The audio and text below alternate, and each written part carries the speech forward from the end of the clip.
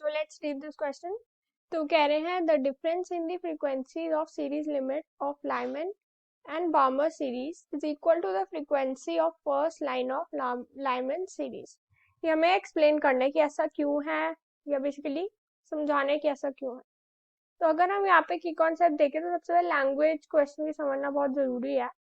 यहाँ पे series limit का मतलब क्या है? Series limit here means shortest wavelength।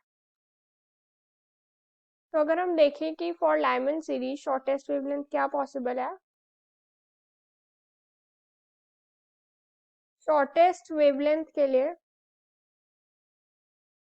n1 is equal to 1, तो ये लाइमन सीरीज का है, से n2 is equal to infinity होना जरूरी है। तो it would B E1 would be 13.6 into 1/1 minus 1/infinity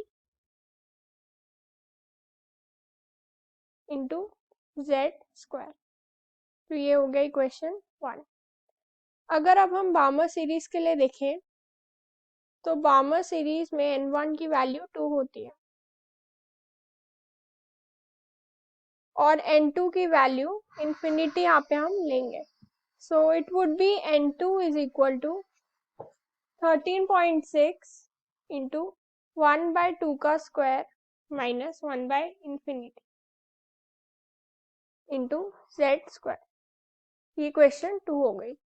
अब वो कह रहे हैं the frequency of first line of Barmer series. तो अगर हम E2 माइनस E1 करें, E1 माइनस E2 करें तो it would B 13.6 into z² into 1/1 minus 1/4, right. And यहाँ पे उन्होंने क्या कहा? First line of Lyman series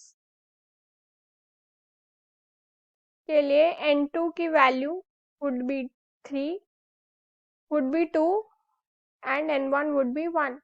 तुम देख सकते हो उस केस में भी यही इक्वेशन हमें मिलेगी। तो बस हमें यही एक्सप्लेन करना था। जल्दी से रिवाइज करते हमने क्या पढ़ा।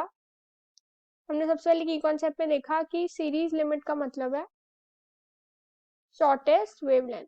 लाइमन सीरीज के लिए शॉर्टेस्ट वेवलेंथ में ये ट्रांजिशन है, इक्वेशन 1 देखा। बार्मर सीरीज के में शॉर्टेस्ट वेवलेंथ के लिए ये ट्रांजिशन पॉसिबल है, इक्वेशन 2 देखा।